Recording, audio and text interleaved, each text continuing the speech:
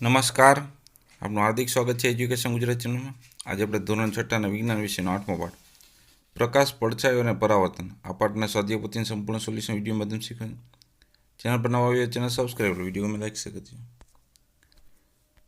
સૌથી પહેલાં આપણે પ્રશ્ન નંબર 6 નીચેના પ્રશ્નના 1-2 વાક્યમાં ઉત્તર લખો.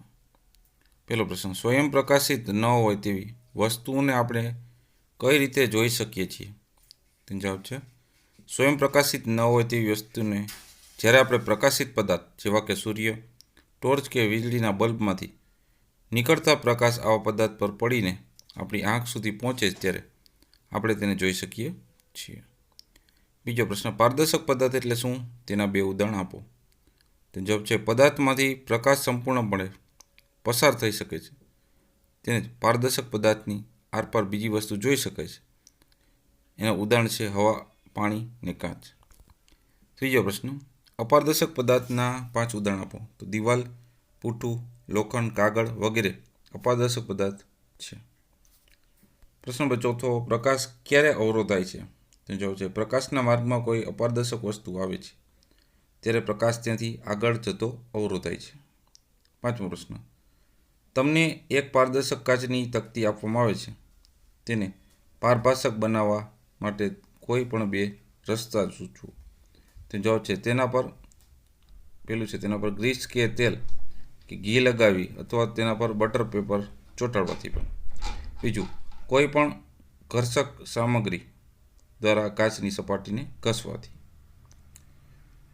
ત્યારબાદ 6 પ્રશ્ન, પડછાયો એટલે શું? તો જવાબ છે પ્રકાશના કિરણોના માર્ગમાં અપારદર્શક વસ્તુ આવતા પ્રકાશના કિરણો તેમાંથી પસાર થઈ શકતા નથી.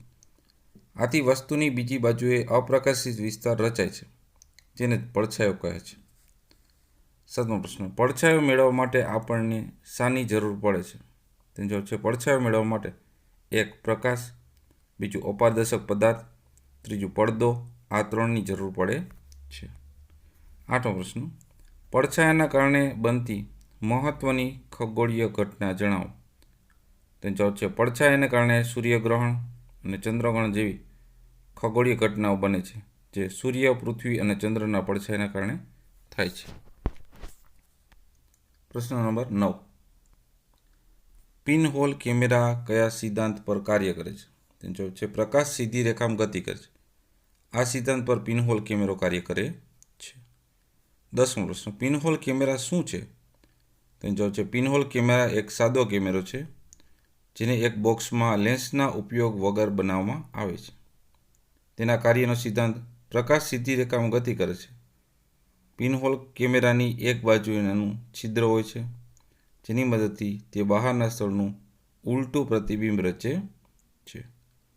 11મો પ્રશ્ન, પિનહોલ કેમેરાની મદદથી સ્પષ્ટ પ્રતિબિંબ મેળવવા શું કરવું જોઈએ? તેનો જવાબ છે જો પિનહોલ કેમેરાનો નાનો બનેલો હોય તો તેનું પ્રતિબિંબ સ્પષ્ટ મળી જાય છે.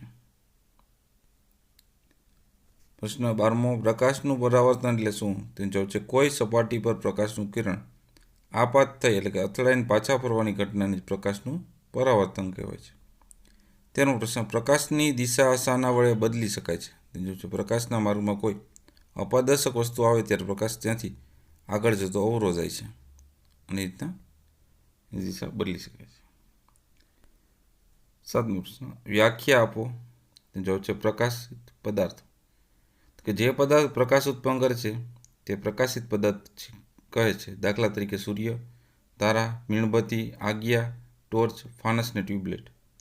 અપારદર્શક પદાર્થ જે પદાર્થમાં પ્રકાશ પસાર થઈ શકતો નથી તેને અપારદર્શક પદાર્થ કહે છે. દાખલા તરીકે પડદો, લાકડું, લોખંડ ને પથ્થર. પ્રશ્ન 8મો, માગ્યા મુજબ ઉત્તર લખો. પહેલું, આપેલા નામોનું પ્રકાશના કુદરતી સ્ત્રોત અને કૃત્રિમ સ્ત્રોતમાં વર્ગીકરણ કરો. કુદરતી સ્ત્રોતમાં આવે સૂર્ય, તારા અને આગિયો. કૃત્રિમમાં આવે મીણબત્તી, ટોર્ચ, બલ્બ, ફાનસ ને ટ્યુબલાઇટ. બીજો પ્રશ્ન, નીચેના પદાર્થને અપારદર્શક, પારભાષક અને પારદર્શક પદાર્થનું વર્ગીકરણ કરો. તો અપારદર્શક એટલે ખડકનો ટુકડો, એલ્યુમિનિયમ શીટ, અરીસો, લાકડાનું પાટિયું, પોલિથીનની શીટ ને સીડી. પારદર્શકમાં આવશે હવા, પાણી, સાદા કાચની પ્લેટ. પારભાષકમાં આવશે ધુમાડો, ધુમ્મસ, જ્યોત, પ્રકાશિત ટોર્ચ, કેરોસીન સ્ટવ, સૂર્ય અને આગિયો. પ્રકાશિતમાં આવશે લોખંડની લાલચોળ ટુકડો, પ્રકાશિત કેરોસીન ટ્યુબ, ગેસ બર્નર.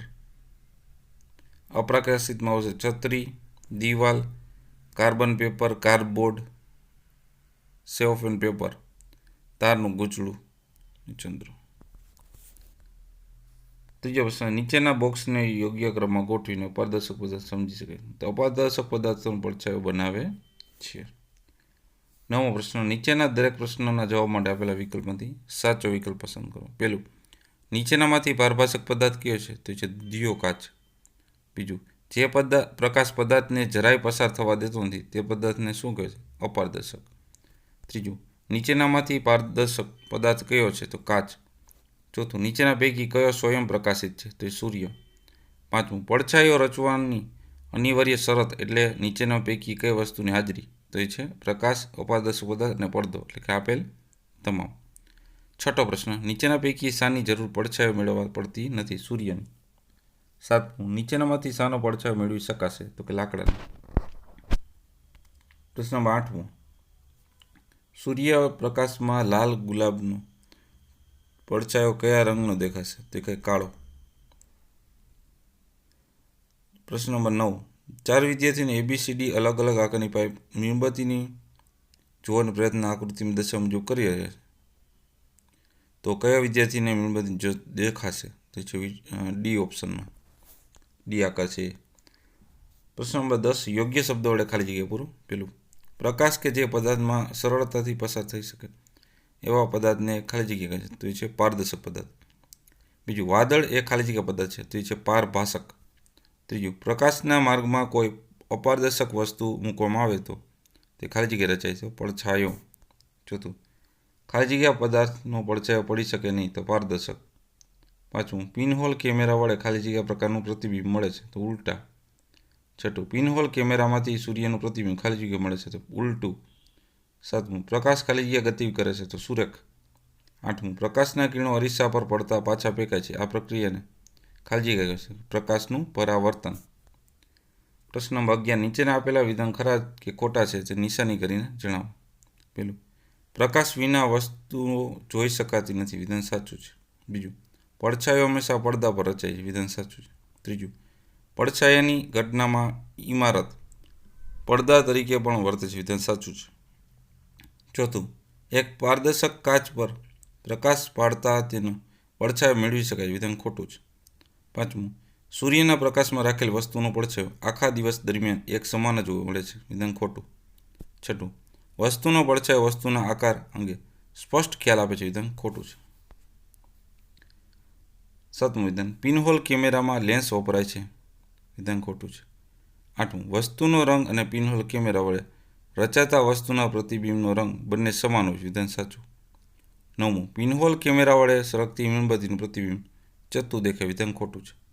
10મું, સૂર્યગ્રહણ જોવા માટે પિનહોલ કેમેરા ઉપયોગ થાય, વિધાન સાચું છે. 11મું, સૂર્યગ્રહણ વખતે સૂર્ય પર તરફ સીધું જોવું ન જોઈએ, વિધાન સાચું.